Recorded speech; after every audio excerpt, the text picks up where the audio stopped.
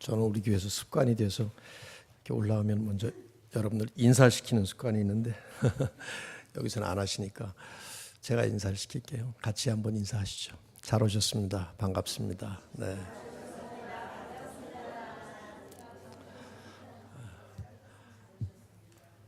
오전에 각각 섬기시는 교회에서 예배드리시고 아마 또 이 자리에 오신 줄로 아는데요. 네.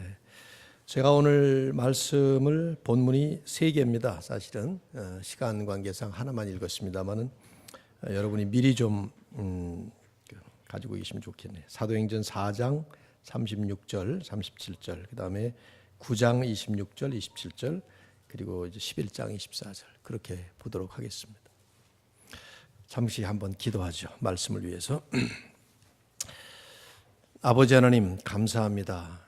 참 죄인 되었던 그때 우리를 주님께서 사랑하시고 이미 오래전에 선택하셔서 예수 그리스도를 믿게 하시고 하나님의 자녀로 삼으시며 또 우리를 이 땅에 남은 인생을 사는 동안 하나님의 영광을 드러내고 예수 그리스도의 모습을 닮아가면서 주님께서 우리에게 부르시고 맡겨주신 귀한 사명이 우리의 삶의 목표가 되어서 남은 인생을 헛되이 살지 아니하고 값지고 보람있고 또 하나님의 뜻에 합당하게 영광스럽게 살 수 있도록 우리를 세워주시고 인도해 주심을 진심으로 감사합니다.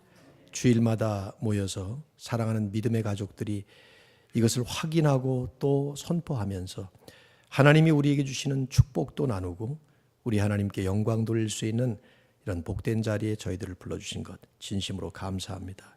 오늘 거룩한 주일 특별히 우리 사랑하는 중앙 펜실베이니아 지역의 교우님들이 함께 모여서 주님의 말씀을 어제 그제에 이어서 오늘 이제 끝으로 함께 나누게 되는데 성령님께서 감동으로 기록하신 귀한 말씀 우리 가슴에 떨어질 때에 좋은 씨가 되어서 30배, 60배, 100배의 결실을 맺도록 축복하여 주시옵소서.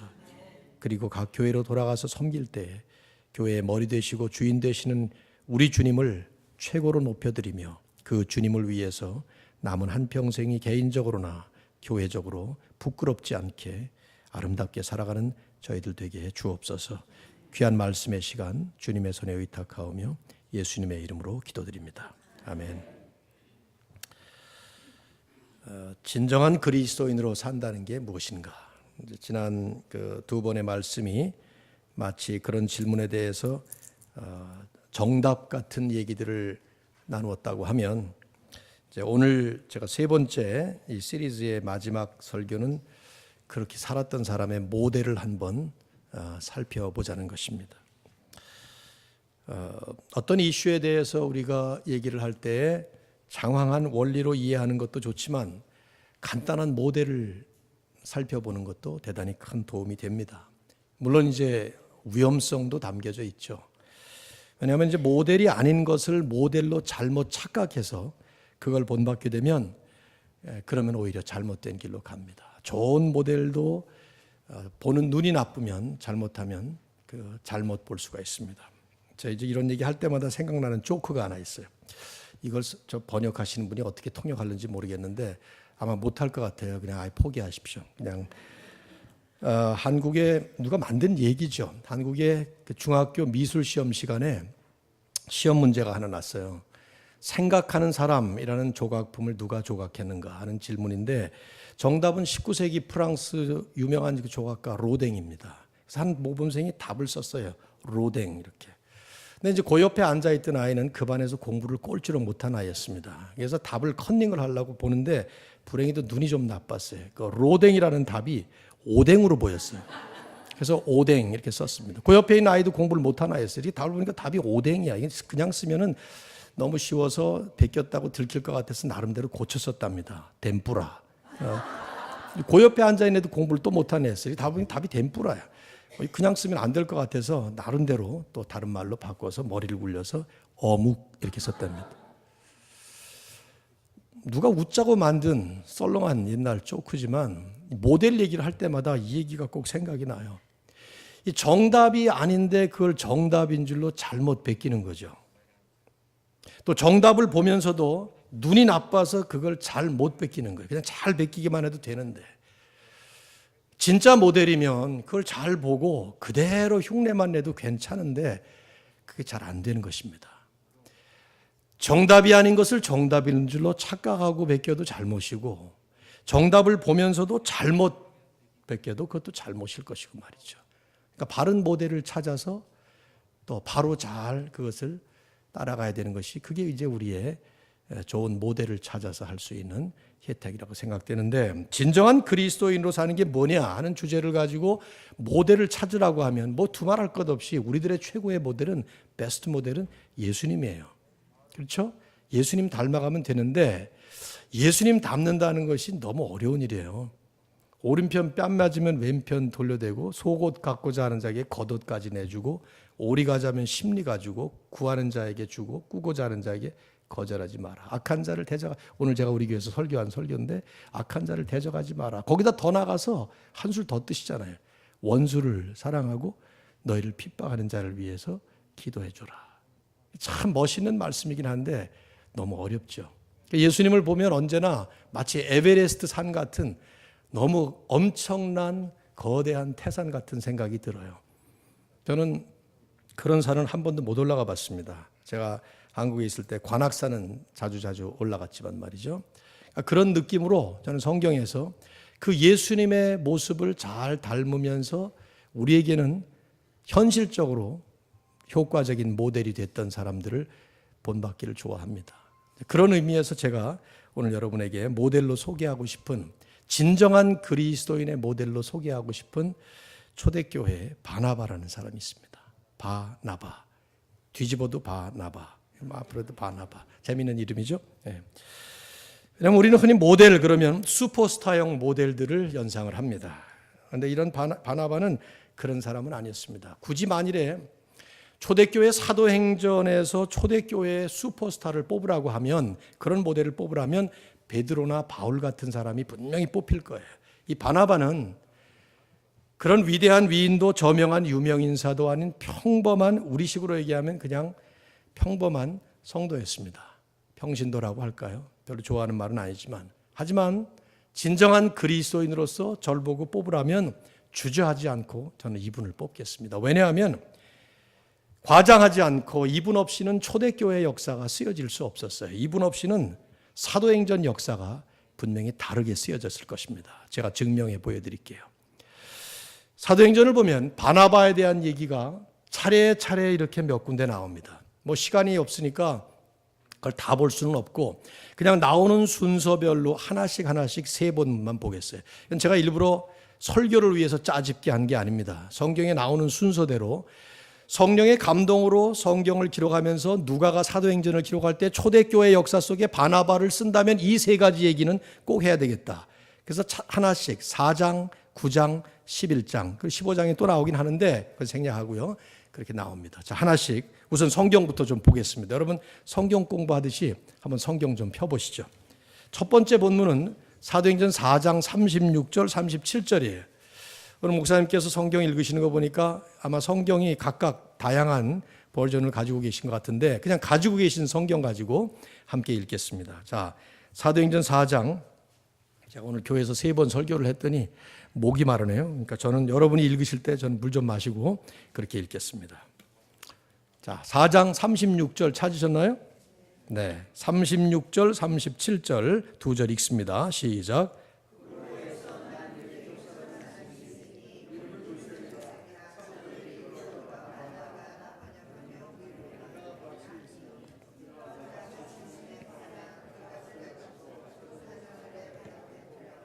네, 제가 한 번 더 읽을게요. 구브로에서 난 레위족 사람이 있으니 이름은 요셉이라 사도들이 일컬어 바나바라 번역하면 위로의 아들이라 하니 그가 밭이 있음에 팔아 그 값을 가지고 사도들의 발 앞에 두니라. 별로 대단치 않은 말씀 같지만 자세히 보셔야 됩니다. 이 사람의 원래 이름은 그 유대의 아주 흔한 이름이었던 요셉이라는 사람이었습니다. 근데 이 사람은 본명보다 별명으로 알려진 분이었습니다. 그 별명이 바나바 이라는 이름이었어요. 바라는 말은 아들이라는 말이고 나바라는 말이 이제 다른 뜻이 있는데 어쨌든 어떤 사람에게 별명이 붙여질 때에는 그 사람의 특징을 표현하느라고 그런 별명이 붙여지죠. 저희 중학교 때 뻥튀기라는 애가 있었어요. 별명이. 얘는 왜냐하면 말만 하면 뻥을 튀겨.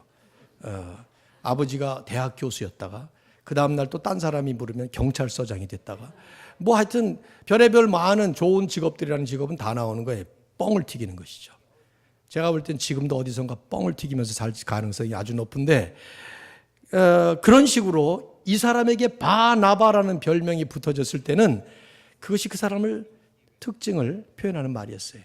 바라는 말은 아들이라는 뜻입니다. 바돌로메 그러면 돌로메의 아들, 바디메오 그러면 디메오의 아들. 그 바라는 말은 아들이라는 뜻이고 나바 그러니까 나바의 아들 그 말인데 나바라는 말은 히브리어의 나비에서 온 말입니다. 이 말은 선지자라는 말이에요. 하나님의 말씀을 선포하는 그런 뜻을 가지고 있는 말이기 때문에 여러분이 그거 번역하면 위로의 아들이라 son of encouragement, son of exhortation 이런 말이죠. 즉 이 사람은 다른 사람을 위로해주고 격려해주는 사람으로 소문난 사람이었어요.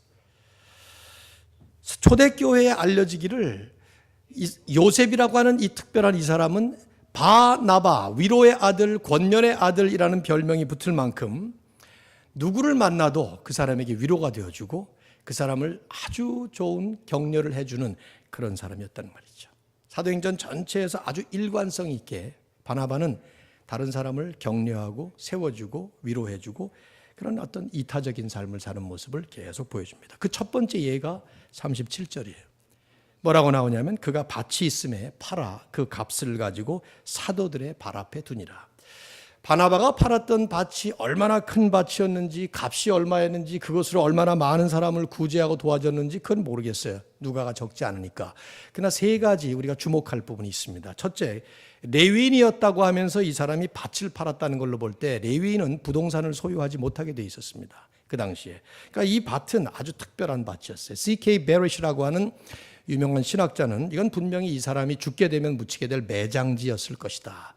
그러니까 하나밖에 없는 아주 소중한 특별한 밭, 귀중한 밭이었단 말이죠. 근데 그걸 팔아서 교회에 헌납함으로써 그 당시 예루살렘 교회에 아주 유명하게 되어 많은 사람들의 회자되는 그런 큰 희생적인 헌신을 했던 것이죠. 누굴 위해서? 성도들을 위해서, 하나님 나라를 위해서, 주님의 교회를 위해서 그렇게 했던 거예요. 또 한 가지는 우리가 주목할 부분이요. 그 당시에 예루살렘 교회는 자기 재산을 팔아서 교회에 헌납한 사람이 한두 명이 아니에요. 2장에 보시면 예루살렘 교회가 하루아침에 3,000명이 회개하고 세례를 받으면서 탄생을 하죠. 2장 44절, 4장 32절에 보면 누가는 두 번에 걸쳐서 예루살렘 교회 거의 모든 사람들이 전부 다 내 물건 할 것 없이 TV가 2대 있는 사람은 TV 한 대 나눠주고 쌀가마 2개 있는 사람은 쌀 없는 사람 나눠주고 이런 식으로 전부 갖다 나눠줬단 말이에요. 그런데 굳이 바나바의 헌납 사실만 이렇게 특별히 기록한 것은 그만큼 바나바의 헌신이 그 헌납이 대단히 큰 예루살렘 전교회가 알아줄 만한 사도행전에 기록할 만한 그런 헌신이었다 하는 것을 보여준 것이죠. 액수가 뭐 얼마나 컸는지는 모르겠어요. 과부의 두 동전처럼 액수는 적지만 생활비 전체를 바쳤을 수도 있겠고 아니면 어마어마한 거액의 헌금이었을 가능성도 있겠고요. 어쨌든 기가 막힌 엄청난 큰 헌신이었던 것입니다. 세 번째는요. 누가는 이 사실 바로 다음에 5장에 들어가면 유명한 아나니아 삽비라라는 부부를 소개를 합니다. 아나니아 삽비라도 역시 마찬가지로 자기 것을 팔아서 교회에 헌납했던 사람이에요. 그런데 성령 충만했던 베드로의 진단에 따르면 이 아나니아와 삽비라는 마음에 사단이 가득했던 사람들이고 그래서 성령을 속이고 땅값을 감추면서 헌납을 했어요. 그런데 그거와 백투백으로 바나바의 헌납을 얘기를 하면서 11장 24절 여러분이 읽으셨던 대로 성령 충만한 사람이었기 때문에 이 사람은 이렇게 진실되게 헌신을 했다는 것입니다. 즉 사람에게 보이려고 거짓된 위선된 종교 행위로서의 헌납과는 정반대로 교회와 성도들을 위해서 하나님 나라를 위해서 아주 진실되고 그러면서도 희생적인 엄청난 헌신을 했다는 얘기죠. 성경이 저처럼 이렇게 길게 설명하지 않을 뿐이에요. 근데 여러분이 스토리를 읽어보시면요.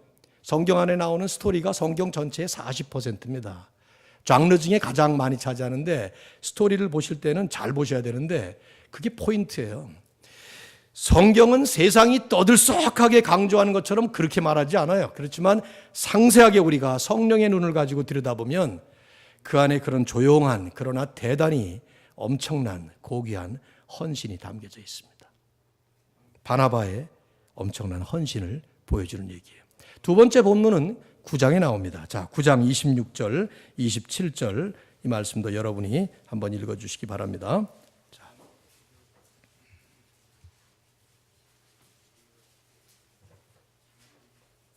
(9장) 26절, 27절 찾으셨나요? 자, 우리 한 목소리로 같이 한번 읽어봅시다. 여러분이 읽으실 때 같이 읽는 게 도움이 많이 돼요. 졸리다가도 잠이 깨거든요. 그러니까 읽으시면 좋아요. 자, 다 같이 읽겠습니다. 시작.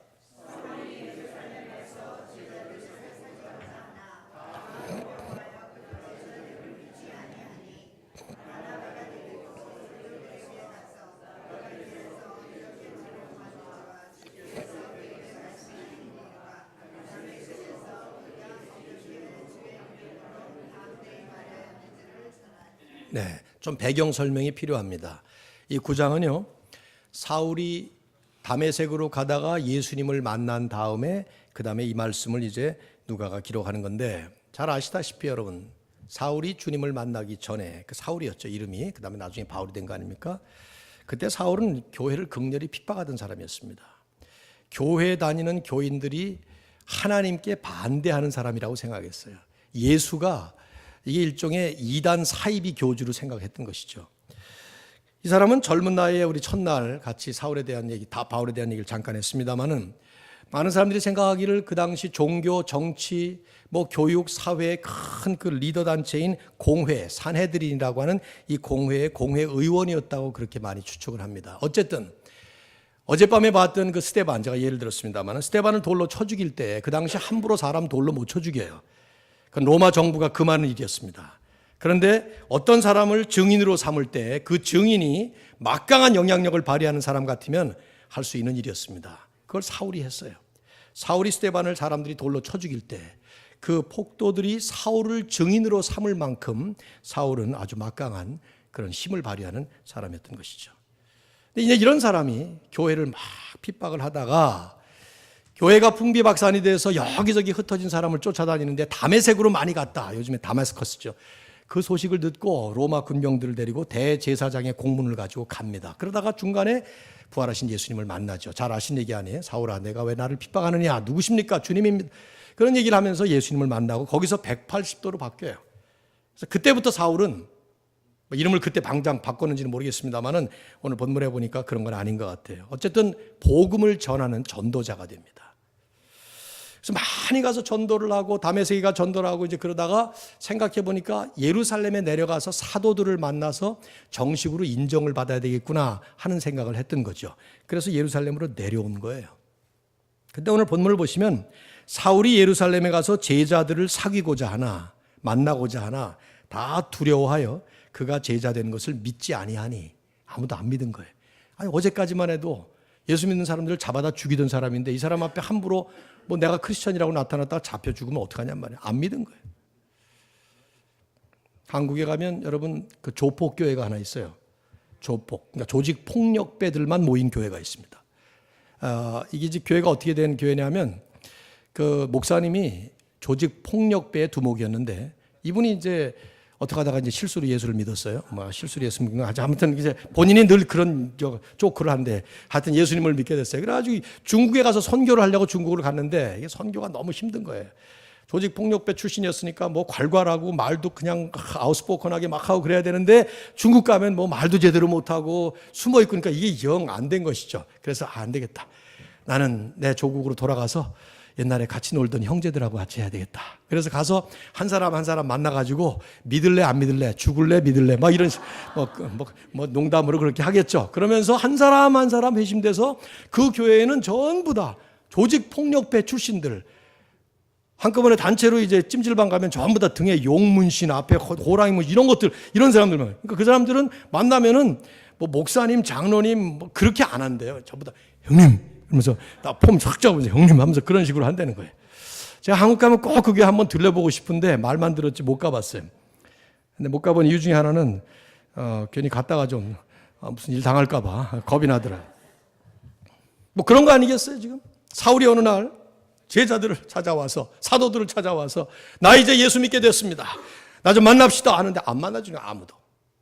아무도 안 만나주는 거예요. 그런데 바로 그런 와중에 이 사울의 손을 붙잡고 사도들에게 찾아가서 이 사람 믿을 만합니다, 받아주시오 하고 천거했던 사람이 바나바였어요. 오늘 본문을 보세요.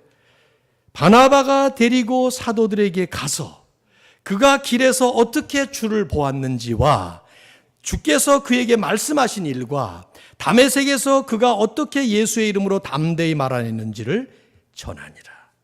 여러분, 바나바가 사울의 회심 과정을 진짜 본 사람이 아니에요. 사울이 다메섹으로 갈 때 바나바가 같이 있었던 게 아니라 이 말이죠. 바나바하고 사울은 이게 처음 만난 거예요, 여기서 사실은요. 그런데 사울이 다메섹을 가다가 예수님을 어떻게 만나는지, 주님께서 그를 어떻게 부르셨는지, 너는 이방인을 위해 택한 나의 그릇이라, 이런 말씀을 하면서 사울을 부르시잖아요, 예수님께서. 그런 얘기, 다메섹에서 얼마나 전도를 열심히 했는지, 이런 얘기들을 전부 다 증거해 준 것이죠. 어떻게 그랬을까요? 바나바는 격려의 사람, 위로의 사람이라 누가 무슨 말을 하면 그 사람의 말을 믿어주는 사람이에요. 그 사람이 무슨 말을 하면 그것을 깎아내리고 헐뜯고 비난하는 그런 사람이 아니라, 선입견을 가지고 고정관념으로 사람을 찍어버리는 게 아니라, 우리는 한번 사람 찍어버리면 영원히 찍잖아요. 제가 우리 교회 10년 전에 부임을 했더니 어떤 분이 저한테 오셔가지고는, 목사님 제가 목회에 도움되라고 얘기해 드린다고 하면서 저 사람 조심하세요, 저 사람 조심하세요, 막 이런 얘기를 하더라고요. 그래서 나는 무슨 일인가 그랬더니 이 사람이 하는 얘기 20년 전 얘기를 하는 거예요. 20년 전. 그러니까 20년 전에 이 사람한테 찍힌 거지. 그러니까 20년이면 10년이면 세월이 강산이 변해서 강산이 2번 변할 텐데, 하나님께서 손을 대시면 한순간에 사람은 변하게 돼 있는 건데, 죄인이 의인이 되고 성자가 되는 건데, 20년이 지난 옛날 얘기를 꺼내면서 그런 얘기를 하고, 왜 그래 그게? 찍어버리니까. 대한민국 사람들은 찍는데 선수 아닙니까? 한번 찍히면 이건 뭐 살아남지 못하죠. 목사님들도 어떤 사람한테 찍히면 아주 뭐 큰일 나는 것이지. 바나바는 그런 사람이 아니에요. 정반대. 이 사람은 사람 안에 보이는 가능성을 보는 사람이에요. 그 사람이 아무리 잘못했더라도, 과거에 아무리 엄청난 죄를 지은 사람이라 하더라도 변화했다니까, 예수님 만났다니까, 이제는 회개했다니까, 다시는 그런 짓 안 하겠다니까, 그냥 믿어주고 받아주고 밀어주고 세워주는 격려의 사람, 바나바, son of encouragement. 이 바나바 한 사람이 추천을 하는 바람에 사도들이 전부 다 사울을 받아들이게 된 것입니다. 과장하지 않고 바나바가 없었다면 바울은 절대로 사도로 세움을 받지 못했습니다. 바나바가 아니었다면 하나님 나라의 역사는 이렇게 쓰여질 수가 없었습니다. 왜냐? 사도행전은 1장부터 28장까지 읽어보시면 베드로 중심의 유대 선교에서 바울 중심의 이방 선교, 즉 세계 선교로 확장되어가는 전개의 과정을 설명하고 있습니다. 그 과정 속에 베드로와 바울, 유대 선교와 세계 선교의 가교 역할, 교량 역할, 다리 역할을 했던 결정적인 사람이 누구냐면 바나바예요. 그러니까 바나바 없이는 사도행전은 이렇게 쓰여질 수가 없었던 것이죠. 바나바 없이는 초대교회는 이렇게 이루어질 수 없었던 거예요. 바나바가 그런 일을 했던 것입니다. 성경이 저처럼 이렇게 소리치면서 강조하지 않는 것뿐이에요. 그냥 조용히 사실 기록만 하고 있지만, 우리가 믿음의 눈으로 성령의 인도하심 따라 성령께서 우리를 조명하셔서 들여다보면 이 바나바의 모습이 조용히 이 가운데 담겨져 있어요. 수없이 많은 모습들이 이런 모습들입니다. 소위 이름 없이 빚도 없이, 그러나 하나님 앞에서 5달란트, 2달란트 착하고 충성된 종으로 어젯밤에 설교했던 그런 내용들로 살았던 사람들이 성경에 수도 없이 많아요. 다윗이 위대한 이스라엘의 통일 임금 같죠. 최고의 사람. 그러나 그 다윗을 도왔던 아둘람 굴에 모인 600명의 환난당한 자, 슬퍼하는 자, 어려움을 겪는 자, 그런 사람들이 다윗을 그렇게 만든 거예요. 바울이 위대한 일을 한 것 같죠. 로마서 16장 읽어보세요. 바울은 로마서라는 기가 막힌, 우리 이 신학의 기초를 만들어 놓은 로마서를 쓰면서 마지막 16장 결론장은 사람의 이름을 쫙 열거합니다. 이 사람들 없이는 내가 아무것도 못했다 하는 그런 사람들을 이름을 열거합니다. 엘리야가 갈멜산 꼭대기에 올라가서 혼자 850명 거짓 선지자들과 불내리는 시합을 해서 이기지 않았습니까? 엘리야 혼자 한 것 같아서 엘리야는 내려온 다음에 이세벨이 변화되지 않고 유다와 모습이 변화되지 않고, 그러니까 로뎀나무 아래 앉아서 하나님 이제 못 살겠습니다. 나 좀 데려가 주시오. Take my life. 자살 기도를 했어요. 그때 하나님이 뭐라 그러셨는지 여러분 아시죠? 뭐라 그랬어요? 바알에게 무릎 꿇지 않은 7,000명이 있느니라. 그 얘기를 왜 하셨는지 아세요? 엘리야가 한 말 때문에. 엘리야가 그랬어요. 하나님의 선지자는 다 죽고 나만 홀로 남았습니다. 그러니까 하나님 뭐라 그러신 겁니까? 웃기네. 누가 너만 남았냐? 그러면서 말씀하신 거고. 성경에는 웃긴 애가 없지만 그 글자를 읽으셔야 돼. 거기에 바알에게 무릎 꿇지 않은 7,000명이 남아있느니라. 아마 그 다음에 엘리야는 호렙산으로 40일을 가서 거기서 다시 재헌신을 하고 소명을 받고, 그리고 나서는 언제 만들었는지 모르지만 선지자상도 학교를 만들잖아요. 거기서 배출된 사람이 엘리사 아닙니까? 우리는 성경의 스토리를 다 몰라요. 그렇지만 분명히 그 안에 그렇게 나죠. 이름 없이 빛도 없이 조용하게, 그러나 아름답게 멋지게 헌신하는 바나바가 바로 그런 격려의 사람으로, 세워주는 사람으로 쓰임받은 것이죠. 세 번째 본문이 아까 우리가 읽었던 11장 24절입니다. 이 11장 24절을 보면 바나바라는 사람이 어떤 사람인가를 보여주는 아주 짤막한 프로필입니다. 자, 다시 한번 여러분 좀 보시기 바랍니다. 11장 24절. 자, 같이 읽으시겠어요? 시작. 바나바는 착한 사람이요 성령과 믿음이 충만한 사람이라 이에 큰 무리가 죽게 더하여 지더라. 우선 이 말씀의 표현을 보세요. 바나바는 어떤 사람? 착한 사람. 조금 뭐가 약간 뉘앙스가 안 맞지 않아요? 우리가 착한 사람 그럴 때 어떤 사람을 보고 착한 사람이라 그러죠? 나보다 나이가 어리고 뭐 아이들 칭찬해 줄 때 착한 사람 그러지. 그래도 저처럼 나이가 60이 넘은 사람을 보고 한 30대 청년이 와가지고 목사님 참 착하네. 이건 잘 안 맞는 표현이잖아요. 그렇죠? 그러니까 우리가 우리식으로 바꾸면 바나바는 좋은 사람이요 그 말이에요. Good man 그 말이에요. 좋은 사람이요. 그게 이제 맞는 말인데, 요 좋은이라는 이 표현은 성경에서 그렇게 함부로 쓰는 말이 아닙니다. 어제 우리 달란트 비유를 제가 예를 들었습니다만 거기서도 극찬, 최고의 칭찬을 할 때 착하고 충성된 종. 그러니까 착하다는 말도 사실은 거기서 이제 주인이 하니까 그 말이 뉘앙스가 맞는데, 어쨌든 좋다는 말이 good 이란 말, good 좋다, 좋은. 바나바 어떤 사람이냐 만일에 물으면, 이제 이번에 제가 이렇게 집회를 하고 가면 여러분들 중에는 여기 집회에 못 왔던 사람이 이번에 뭐 강사로 왔다는데 어떤 사람이야? 그러면 저에게 대한 어떤 그 묘사를 하겠죠. 그 사람은 키가 크다는 말은 분명히 안 할 거고, 아주 적합한 키를 갖고 있는 사람이고, 뭐 이런 얘기를 할 거예요. 저 김태권이가 어떤 사람이냐? 그럼 김태권 목사 이런 사람 이렇게 말할 텐데, 바나바에 대해서 만일에 누가 묻는다면 성경은 바나바 그렇게 질문하면 He's a good man. 좋은 사람. 이렇게 대답을 한다 이 말이에요. 근데 재미있는 게 뭐냐면 이 사도행전에 좋은 사람이라는 말을 들은 사람이 한 명도 없어요. 바울도 나오고 뭐 수도 없이 많은 사람이 나오는데, 사도행전을 여러분 다 읽어보세요. 좋은 사람이라는 말을 들은 사람은 바나바밖에 없습니다. 그러면 우리가 어떻게 생각하기가 쉽습니까? 그러면 그 예루살렘 교회 그 많은 교인들 가운데 착한 사람, 좋은 사람이 바나바 한 명인가? 이런 생각 들잖아요. 왜냐하면 정확하게 표현하려면 예루살렘 교회 교인들은 좋은 사람들이었더라. 근데 그 중에도 바나바가 특별히 좋은 사람이더라. 뭐 이렇게 해야 사실은 말이 맞는데 없다니까요. 그런 말이. 그냥 바나바 한 사람에게만 쓰인 말이에요. 그러니까 이 말이 안 되죠. 왜냐하면 예루살렘 교회 교인들이 믿자마자 많은 사람들을 구제하고 내 물건 할 것 없이 전부 갖다 주고 그러면서 좋은 일들을 했는데 어찌 좋은 사람이 바나바 한 명이었겠냐 이 말이죠. 성경이 바나바를 가리켜서 참 좋은 사람이다. He is a good man 하고 말을 할 때에는 그런 표현을 쓸 만큼 뛰어나게, 탁월하게, outstandingly, 아주 extraordinarily, 특별하게 바나바는 좋은 사람이다. 이 말을 안 할 수가 없는 그런 좋은 사람이었다 이 말이죠. 저는 목회를 한 30여 년을 하면서 느끼는 게 참 늘 바라는 게 교인들이 좋은 사람들이 되면 좋겠어요. 교인들이 좋은 사람. 제가 볼 때 나쁜 사람은 없는 것 같아요. 그런데 못된 사람은 조금씩 있더라고요. 못된 사람.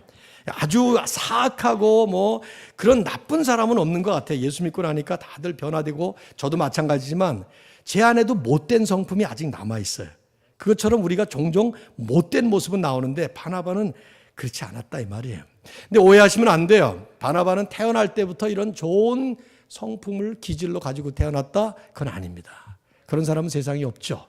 사람은 다 죄인으로 태어나기 때문에 우리의 원죄 때문에 우리는 사실은 악하고 못된 그런 사람들이었습니다.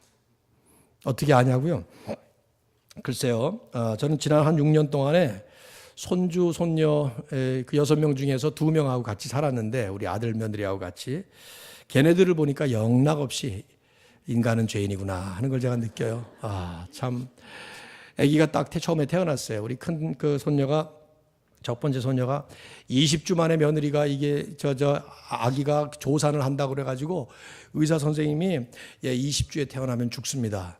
그래서 지금 충격 같은 거 흔들림 없이 그렇게 그래서 우리 며느리 다행스럽게 이제 몸무게가 가벼워가지고 제가 2층으로 내려갈 때 어떨 땐 제가 안고 올라가기도 하고요. 그랬습니다. 아무튼 뭐 그 중간에 택시 타고 가다가 사고 나서 하마터면 죽을 뻔하기도 하고 막 이러면서 한 주 요번이 몇 주째냐 그러면서 39주까지 가지고 애가 태어나서 특별히 아마 더 귀하게 여겨졌던 것 같아요. 근데 이제 그거보다는 태어나자마자 보니까 딱 닮은 게 저를 닮았고 뭐 모습이 저를 닮았다기보다도 그 성품이 저를 닮은 것 같더라고요. 참 성품이 좋더라고요. 아이가. 그래서 아주 벙글벙글 웃고 그냥 할아버지만 보면 너무 좋아하고 막 뭐 지금도 좋아하긴 하는데 그런데 이제 얘가 한 돌쯤 되는데 지 엄마가 젖을 먹이다 말고 어느 날 으악 하고 비명을 지르더라고요. 그래서 왜 그러냐 그랬더니 얘가 젖을 깨무네요 그러는 거예요. 저도 오래됐어요 너무나. 아들 딸들 다 키운 지 오래되고 이제 오랜만에 베이비가 집안에 있으니까 다 잊어버렸는데 물어봤죠. 아니 왜 젖을 깨물어 그랬더니 젖이 안 나오니까 깨무나 봐요. 그래서 입에서 툭 나온 말이 뭐냐면 아니 젖이 안 나오면 입에다 힘을 줘서 빨면 될 것이지 애꿎은 엄마 젖은 왜 깨물어? 그런 못된 년. 내가 그랬습니다. 처음에는 이게 지 할머니를 닮아서 이러는가 이런 생각을 처음에는 잠깐 했습니다마는 제가 탁 들어오는 신학적인 생각이 이게 죄인이구나 그 생각이 드는 거예요. 젖이 안 나오면 열심히 빨면 될 거 아니에요. 그렇죠? 그래도 안 나오면 기도하면 될 것이고 말이지. 그런데 아니 왜 자기를 낳아주고 길러주고 1년 동안 그냥 잠도 못 자고 그런 엄마 젖을 왜 깨물어? 여러분들 어머니들 그런 경험들 아마 하셨을 것 같은데 그거 왜 그래요? 우리 집에만 나쁜 애라서 그렇습니까? 아닙니다. 인간이 죄인이라 태어나는 순간 이기적인 그 속성을 그대로 드러내는 것이죠. 그러니까 자기 뜻대로 안 되면 가만히 놔두면 그 괴물됩니다. 바나바도 태어날 때는 영락없이 이런 종류의 죄성을 가진 죄인이었을 겁니다. 그래서 성경은 거기다가 붙인 거예요. 바나바는 좋은 사람이라 해놓고 처음 태어날 때부터 아니야 그건 아니야 하면서 설명을 한 것이죠. 성령과 믿음이 충만한 자더라. 다시 말씀드리면 많은 얘기를 생략하고 있는 것인데 이 바나바도 태어날 때는 죄인이었겠지만 어느 시점에 주님을 만났어요. 언제 만났는지 몰라요. 성경이 말씀 안 하니.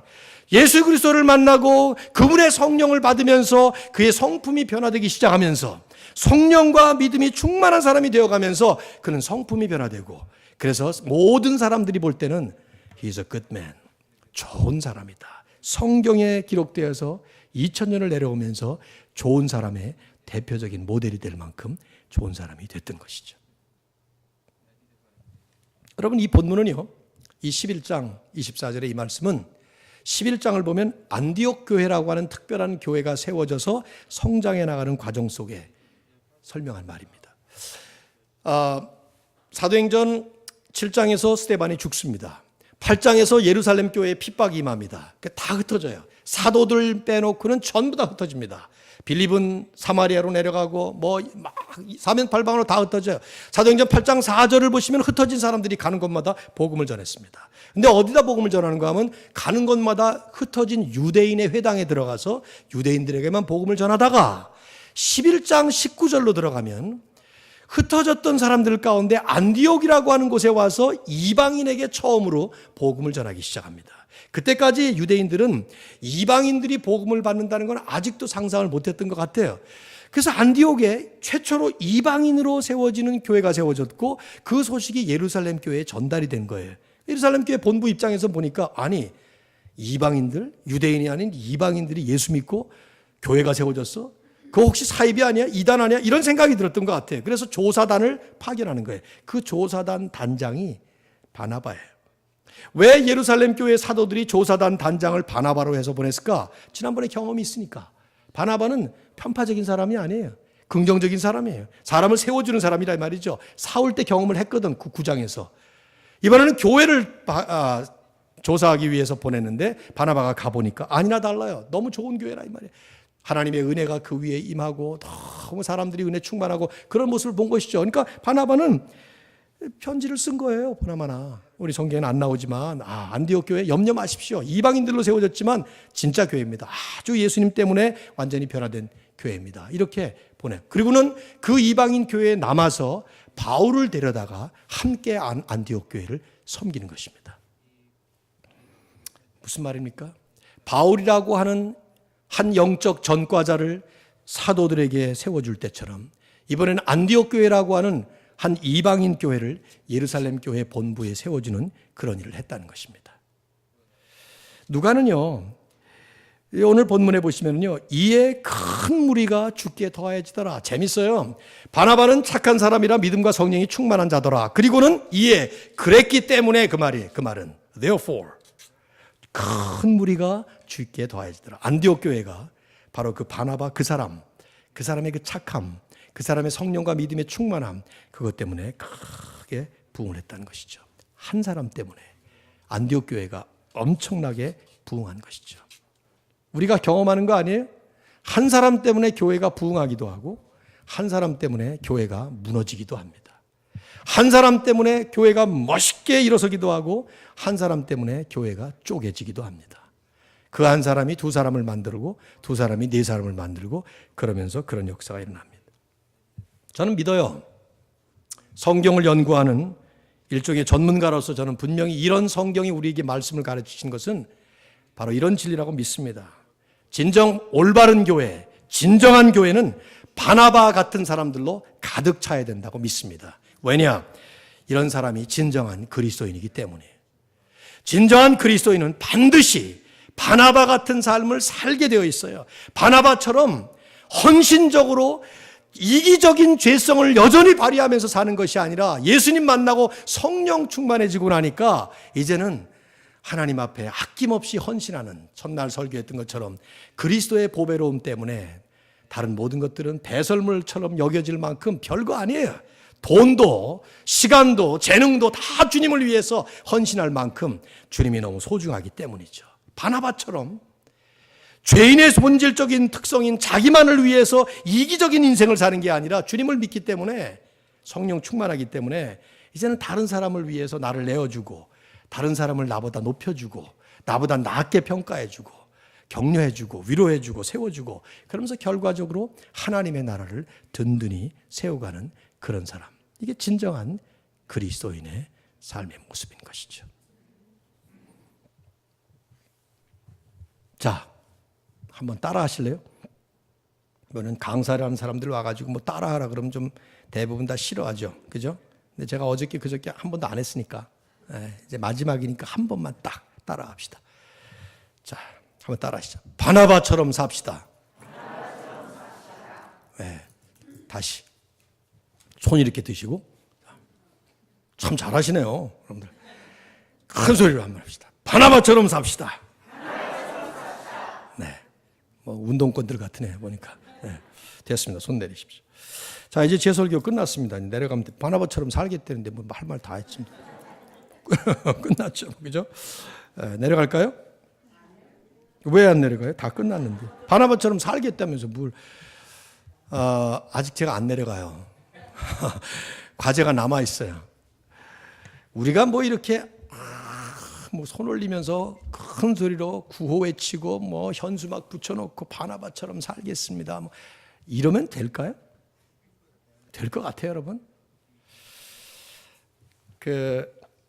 우리가 어떤 좋은 생각을 하게 되면 내가 좋은 사람이라고 착각을 해요.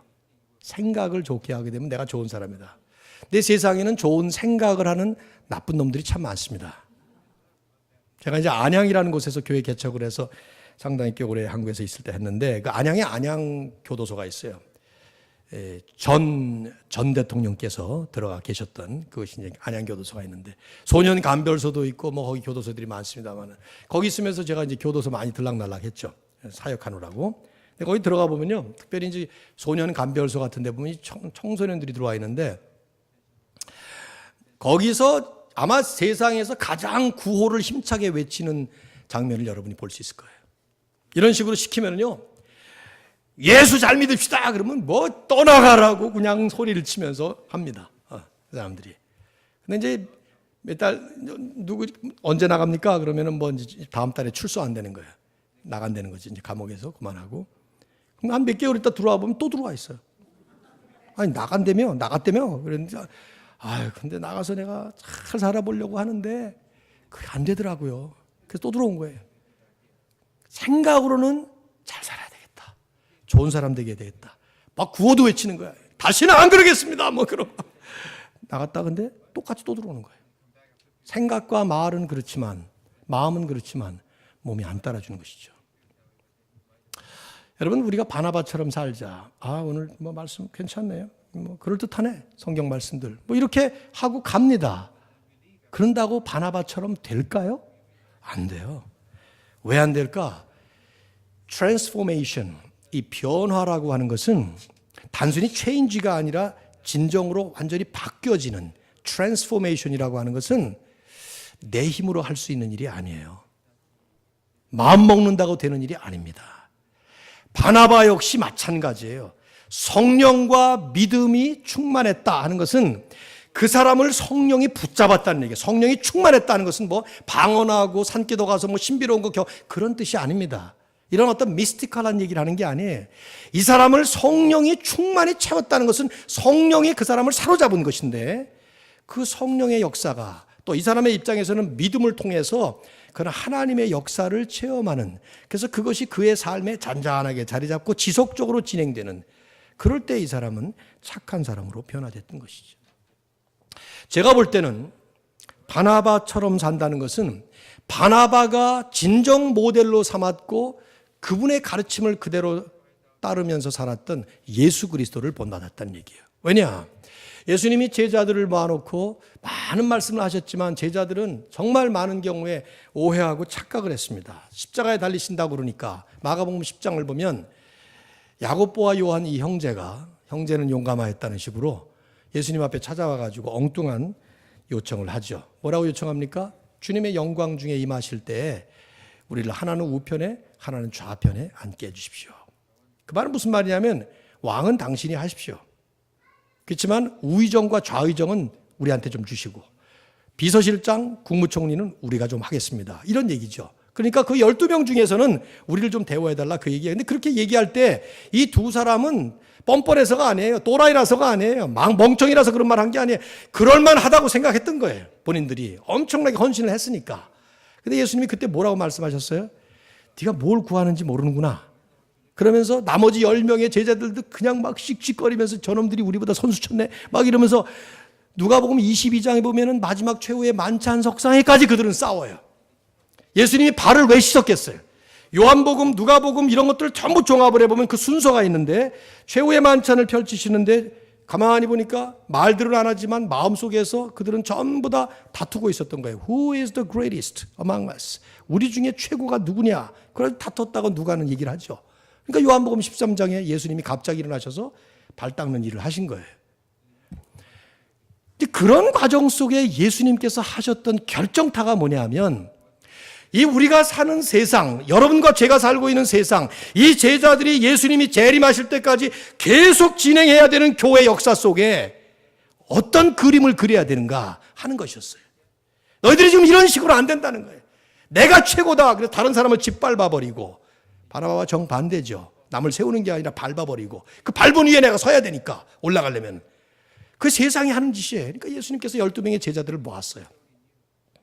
마가복음 10장을 잘 보세요, 여러분. 42절에 이렇게 말씀합니다. 세상을 봐라. 세상의 집권자들은 저마다 각각 권력을 잡으려고 통치하려고 그렇게 하지만 It is not so among you. 너희들은 그렇지 않다. 이게 무슨 말이냐면 세상이라고 하는 킹덤은 그런 오퍼레이팅 시스템에 의해서 돌아간다는 거예요. 그러나 내가 만든 킹덤, 하나님의 킹덤, 예수 그리스도가 왕이 되시는 하나님의 나라는 그런 식의 운영체계가 아니라는 것이죠. 다른 종류의 오퍼레이팅 시스템이 있다는 거예요. 그게 뭐냐? 누구든지 크고자 하는 자, 섬기는 자가 되고 1등이 되고자 으뜸이 되고자 하는 자는 남의 종이 되어야 하리라. 그러면서 예수님이 결정타를 마지막 45절에 날리시죠. 인자가 온 것은 내가 온 것은, 거기에 우리말에는 그 참 번역이 이상하게 됐는데 이렇게 번역해야 돼요. 영어로는 대부분 even the son of man 이런 말을 썼어요. 그러니까 너희들은 둘째치고 나조차도 섬김을 받으려 함으로 온 것이 아니라 섬기려 왔고 모든 사람의 대속물로 주기 위해서 to give, to take가 아니라 to give, 주기 위해서 왔느니라. 우리가 성경의 요절이라고 말씀하고 있는 요한복음 3장 16절도 핵심이 그 단어예요. 하나님이 세상을 이처럼 사랑하사 독생자를 주셨으니 God so loved the world that He gave His only Son. 주시기 위해서 왔다는 것이죠. 취하기 위해서가 아니라. 바나바가 어떻게 이런 모습을 보일까 질문해 본다면 그 미스테리는 그가 모델로 삼았던 예수 그리스도의 모습이 바로 그 모습이었기 때문입니다. 주님 때문에.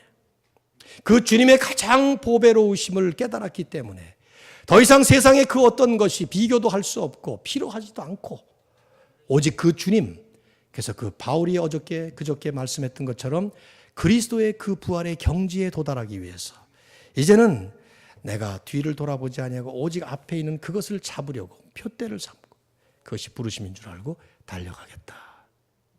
자기 있는 자리에서 최선을 다해서 달려가는. 저는 이 말씀이 참 오늘날 특별히 중요한 것은 오늘날 교회 안에 현대교회 안에서 진정한 희생, 진실한 헌신을 보는 것이 그렇게 쉽지 않습니다. 뭐 열심히 부엌에서 여러분 혹시 오해하지 마세요. 오늘도 부엌에서 봉사하시는 분들 참 많을 때 우리 교회도 뭐 오늘 창립 49주년 기념하느라고 아주 맛있는 비빔밥, 뭐 기가 막히게 맛있는 비빔밥을 만들어서 잘들 먹었는데 그러라고 얼마나 성도들 가운데 많은 사람들이 땀 흘리면서 고생했는지 몰라요. 그걸 제가 몰라주는 거 아닙니다. 근데 이제 그런 보이는 봉사 뭐 이런 것들도 중요하지만 그 진실한 헌신 그게 그렇게 쉽진 않은 것 같아요. 특별히 오늘처럼 이제 교회가 뭐 여러분이나 저나 다 우리 그저 적당한 사이즈의 교회들인데 한국의 교회들을 보십시오. 몇천 명, 몇만 명 엄청난. 저도 이제 한국을 1년에 한 번 정도 이렇게 가게 되면은 집회가 없으면 그냥 예배를 참석하면 어떤 유명한 교회에 이렇게 가서 예배를 드리게 되는데 참 씁쓸해요. 그냥 어떻게 보면 약간 교회가 관람객들, 구경하는 사람들로 가득 차 있지 않나 이런 느낌이 참 많이 들어요. 일하는 분들, 이동훈 목사님 옛날에 코스타 할 때 개인적으로 그런 말씀 하시더라고요. 한 5천 명 됐을 때 같아요. 그 교회가. 우리 교회 15%만 헌신하지 85%는 다 구경꾼들이야. 그러시더라고요. 몇천 명이 구경꾼이라는. 근데 우리는 이제 이민교회 섬기고 있지 않습니까? 저희는 이민교회이면서도 대학전교회인데 제가 이제 10년 전에 부임을 해서 그 용어들을 사용한 게 몇 가지가 있어요. 어저께 말씀드렸나요? 이민자가 아니고 우리는 뭐라고요? 사명자. 저희 교회 진짜 이민자 집사님이 계셨단 말이에요. 근데 이제 그분에게 양해를 구하고 제가 이걸 막 사용했어요. 우리는 이민자가 아니다. 이시성을 가진 민자가 아니라 사시성을 가진 명자다. 뭐 이러면서 이민자에서 사명자로.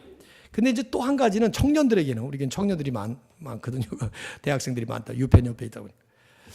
영락없는 구경꾼들이에요. 얘네들은 손님들의 손님.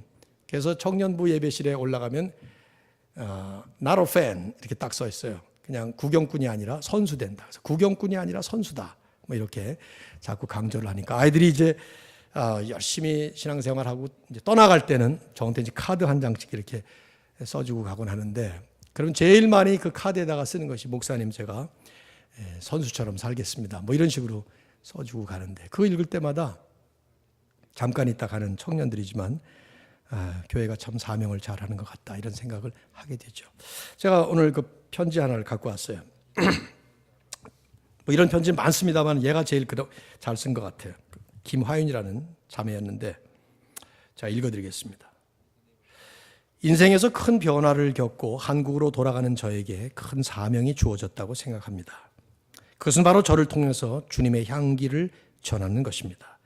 저를 알고 있던 지인들이 1년간의 미국 생활을 마치고 돌아온 저를 보면서 겉모습의 변화가 아닌 근본적인 알 수 없는 변화를 느끼고 그 실체가 주님이심을 깨닫게 만드는 것입니다. 눈빛 하나, 표정 하나, 손짓 하나, 말투 하나하나에서 주님을 느껴지게 만드는 것, 이런 크나큰 사명을 수행하기 위해 좀 더 열심히 훈련받아야 하지 않았나 하는 반성을 하게 됩니다. 하지만 영원이라는 무한한 시간 속에서 이루어져가는 하나님의 나라를 위한 훈련은 어차피 끝이 없기 때문에 후회는 접어두고 한국에서 더 열심히 훈련을 받으려고 합니다. 목사님의 말씀을 듣고 성장한 한 신도가 한국에 가서 복음을 전파하고자 하니 목사님의 말씀은 필라델피아 임마누엘 예배당이 아닌 한국까지 울려 퍼지는 것이겠지요. 이 너무나도 아름답고 경이로운 일에 동참할 수 있어 너무 감격스럽습니다. 목사님, 우리의 이런 노력이 헛되이 되지 않도록 기도해 주십시오. 감사드리고 사랑합니다. 목사님 건강히 오래오래 주님의 뜻을 전하시길 진심으로 바랍니다. 이 자매는요, 교회라고는 우리 교회를 처음 발디딘 자매예요. 한 번도 교회를 안 가본 아이예요. 근데 이제 미국에 1년 언어 연수를 하러 왔는데 몇 개월 쭉 지나간 다음에 어쩌다가 친구 따라서 교회 밥 먹으러 왔다가 교회 와서 이렇게 하여튼 은혜를 받고 세례도 못 받았어요. 시간이 없어서. 그리고 떠나가면서 저에게 이런 편지를 주고 갔습니다. 구경꾼으로 밥 먹는 손님으로 왔다가 드디어 제가 선수처럼 결심하고 갑니다. 저는 이런 카드를 받으면요, 진짜 가슴이 뭉클해요.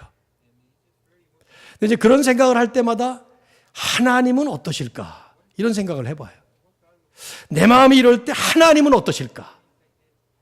왜냐하면 역대하 16장 9절을 보면 여호와의 눈은 온 땅을 두루 감찰하사 전심으로 자기에게 향하는 자를 위하여 능력을 베푸시느니라. 이런 말씀이 있어요. 하나님의 눈이 the eyes of the Lord, 마치 서치라이트가 뭘 찾듯이 세상을 휘집고 다니면서 전심으로 하나님께 헌신하고자 하는 한 사람을 하나님은 찾는다 이 말이에요. 요한복음 4장에 보면 예배 시간조차도 하나님은 이렇게 예배하는 자를 찾으시느니라. 영과 진리로 예배하는 자. 예배당에 앉아있다고 다 예배 드리는 게 아니에요. 하나님이 찾으시는 예배자가 따로 있다 이 말이에요.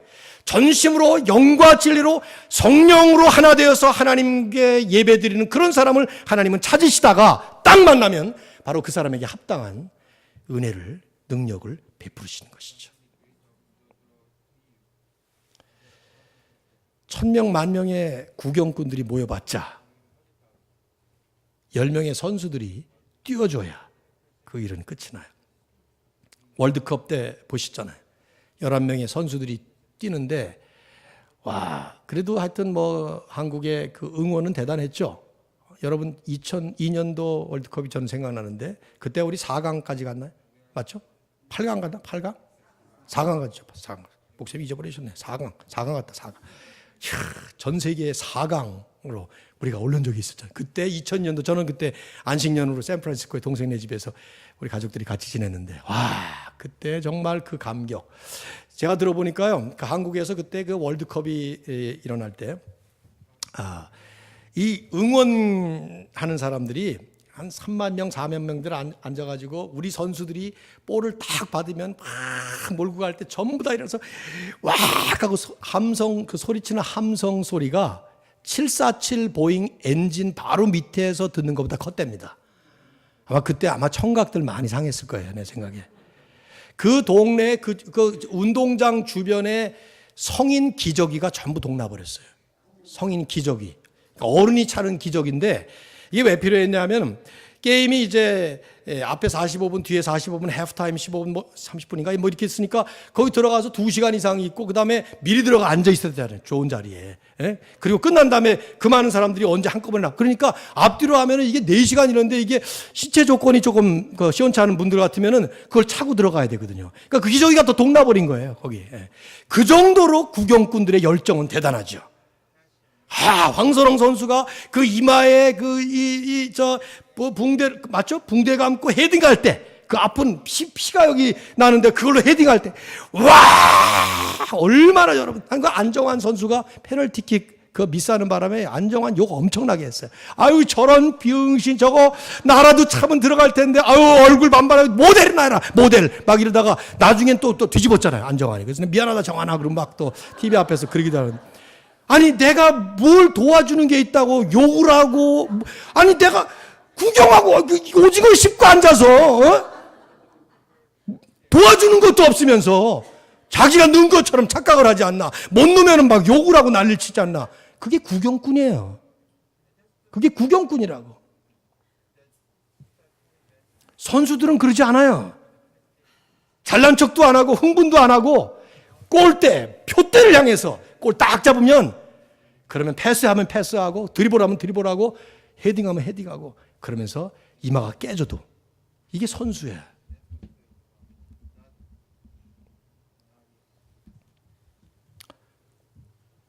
늘 팔짱 끼고 앉아서 구경이나 하다가 무슨 회의가 있다 하면 일어나서 저만큼 모르는 사람이 누가 있어요. 다 아는데 장황하게 1절 만에 그러고 싶은데 계속 말하고 있고. 뭐 제가 누구 보고 얘기하는 건지 모르잖아요, 여러분들도. 곳곳에 계셔요, 그런 분들은. 그냥 입 다물고 조용히 좀 헌신하면 얼마나 좋아요. 특별히 자기가 자기를 나타내느라고 그냥 슈퍼스타 돼보겠다고 주인 노릇하면서 주방은 내 거야. 새신자가 와가지고 어느 날 주방 문을 열었다가 혼나는 거죠. 뭐 어딜 함부로 주방에 손을 대 지금. 주방에 새신자가 정착하는 날 그 신자는 그 교회 교인이 돼요. 아시나요? 제가 30년 목회를 하고 터득한 비밀이에요. 여자는 주방에 정착이 돼야 정착이 된다. 드디어 내 손으로 이 교회의 점심 식사를 내가 만들고 있다. 이게 이제 나름대로는 이제 약간 주인의식을 갖게 되는 것이죠. 근데 거기까지 가는 동안에 험난한 십자가의 길이 있는 것이지. 나는 임 목사님한테 무슨 얘기 들어서 이런 얘기 하는 거 아닙니다. 우리 그런 사이 아닙니다. 이런 유치한 얘기 안 합니다. 서로도 앉아가지고. 그건 안 해도 알아요. 우리 교회도 10년 전에 부임을 했더니 주방이 자기 거인 사람이 있었어요. 그래서 제가 보는데 장로님들이 목사님, 저거 어떻게 좀 정리 좀 해야 되는데 왜 장로님들이 당회를 장로님들 수가 10명이 넘었는데 왜 그걸 해결을 못해? 그냥 그랬죠. 순모임별로 돌리세요. 다 누구나 다 들어갈 수 있는 것이고 누구나 봉사의 기회 주고 그거 돌렸다고 그 다음부터 이제 저를 뭐 얼마나 그냥 트집을 잡고 뭐 그런데 그게 인생이에요. 그게 지상교회의 현장이고. 그런데 그러면 안 되는 것이죠. 바나바처럼 자기가 슈퍼스타가 되려고 남을 밟고 장점이 있는 사람의 장점까지 꺾어버리고 그런 게 아니라 오히려 장점이 안 보이는 사람을 찾아서 세워주고 밀어주고 사울 같은 사람 바나바 없이는 어떻게 사도가 되냐 이 말이에요. 어떻게 사도들 앞에 인정받았겠냐 이 말. 바나바가 한 일이에요. 이거 바나바는요 기가 막혀요. 사도 바울이 나오면서 바나바는 무대에서 사라져버려요. 없어져 버립니다. 온데간데 없이 바울을 세워주고 자기는 사라지는 아주 멋있는. 성경은 분명히 바나바는 착한 사람이요 성령과 믿음이 충만한 자더라 이에 큰 무리가 죽게 더하여지더라. 바나바 한 사람 때문에 안디옥 교회가 크게 부흥했다고 분명히 성경은 증거합니다. 질문해 보세요. 나는 교회를 부흥하게 하는 사람인가 망하게 하는 사람인가? 나 때문에 하나님의 나라가 굳건히 세워지고 있는가? 하나님의 나라가 진통을 겪고 있는가? 나 때문에 내 옆에, 앞에, 뒤에 있는 성도들이 힘을 얻고 있는가? 아니면 나만 사라져 주기를 바라는 존재가 되어가고 있는가? 참 재미있죠? 남들을 보면서 나는 못 보죠. 저 사람만 없으면 참 좋겠다 라고 생각하는 순간 내가 사라지는 게 가장 좋은 방법일 수 있습니다.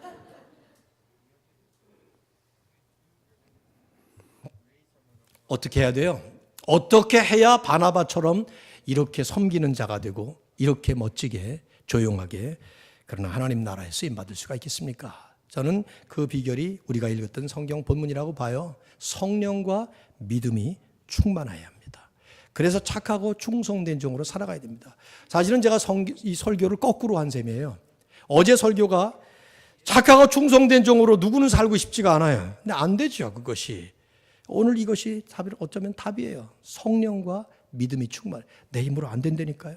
성령께서 나 안에 이미 역사해 주셨다면 그 성령이 끊임없이 내 죄성을 억누르고 성령의 소욕으로 바꿔주시고 옛 성품이 죽고 예수 그리스도의 착한 성품, 선한 성품, 의로운 성품으로 점점 더 변화되어 갈 때, 그럴 때 우리는 과거에는 사울이었던 사람이 바울도 되고 바나바처럼 착한 하나님의 나라를 멋지게 세워가는 그런 진정한 그리스도인이 될 줄로 믿습니다. 진정한 그리스도인으로 산다는 것은 단순히 아멘 할렐루야를 외치는 종교 생활을 얘기하는 게 아니에요. 아멘 외치세요. 좋습니다. 여러분이 저희 교회보다 아멘을 훨씬 더 잘하세요. 내가 보니까. 제가 이제 그냥 겉으로 아멘 하는 거 좀 싫어하는 형이다 보니까 우리 교회는 점점 안 해. 그래서 좀 가끔씩 해주면 좋겠는데 점점 안 해. 그래서 속으로 아멘 하라고 제가 그냥 바라고 있는데 좋아요. 안 하는 것보다 낫지만 그런데 꼭 그렇지도 않아요. 이 아멘을 외치는 것이 종교 생활이 아니라 진정한 그리스도인의 신앙 생활이 돼야 된다면 무엇이 따라줘야 되나요? 성령의 역사로 내 악한 성품이 변화돼야 돼요. 악하고 못된 죄인이 아니라 정말 착하고 충성된 하나님 은혜 사람으로 바뀌어야 되고, 아메리칸 드림을 꿈꾸고 여기에 이민자로 왔는지 모르지만 이제는 하나님이 킹덤 드림을 우리에게 주셔서 사명자로 살아가도록 부르셨다는 것을 인정하고 또 분명히 인식하면서 그렇게 하나님 앞에 쓰임받기를 작정해야 될 줄로 믿습니다. 그래서 다른 사람을 세워주는, 교회를 세워주는 벤진나무가 되십시오. 아닙니다. 바나나 나무가 되십시오. 제가 말 실수를 했어요. 열대성 두 종류의 나무가 있는데 정반대 나무들이에요. 벤진나무라고 하는 나무는요, 아주 거대하게 자라는 나무. 한번 이 나무를 심으면 옆으로 뿌리를 내리고 가지가 내리고 그러면서 계속 뿌리가 퍼지는데 약 10km까지 커지는 그런 나무입니다. 나무 하나가 10km까지 커요. 이게 번식력, 흡수력이 엄청 세기 때문에 그렇게 자라나는 동안에 그 뿌리가 한 10km 반경 내의 모든 식물들을 다 죽여버립니다. 전부 자기가 다 먹어버리는 거예요. 오랜 세월이 지난 다음에 이 나무가 고목나무가 돼서 쓰러져 버리면 그 땅은 전부 다 황무지로 변해버립니다. 아무것도 자라질 않아요. 혼자 살다가 가버린 것이죠. 바나나 나무는 같은 열대지방에 사는 우리가 잘 알고 있는 바나나, 이 나무는 6개월만 되면 모수가 옆에다가 새끼를 냅니다. 새싹을 내는 것이죠. 그러면 이제 6개월 지나면서 모수는 자꾸 영양을 공급하고 1년이 지나면 그 싹이 났던 그것이 바나나 나무가 되면서 그것도 열매를 맺기 시작해요. 그럼 그건 좀 있으면 또 내요. 그렇게 바나나 나무 하나를 심으면 수없이 많은 바나나 나무를 만들고, 그리고 모수는, 어미나무는 자기는 사라져갑니다. 한 알의 밀알이 떨어져 죽지 아니하면 한 알 그대로 있고 죽으면 많은 열매를 맺느니라. 주님은 요한복음 12장 24절에서 주님 당신을 말씀하시면서 우리에게도 한 알의 밀알로 땅에 떨어져 죽어야 한다 말씀을 합니다. 진정한 그리스도인, 사랑하는 성도 여러분, 그리고 우리들의 교회 위에 하나님이 주시는 축복이 되고 하나님은 영광을 거두시기를 예수 그리스도의 이름으로 축원합니다. 하나님,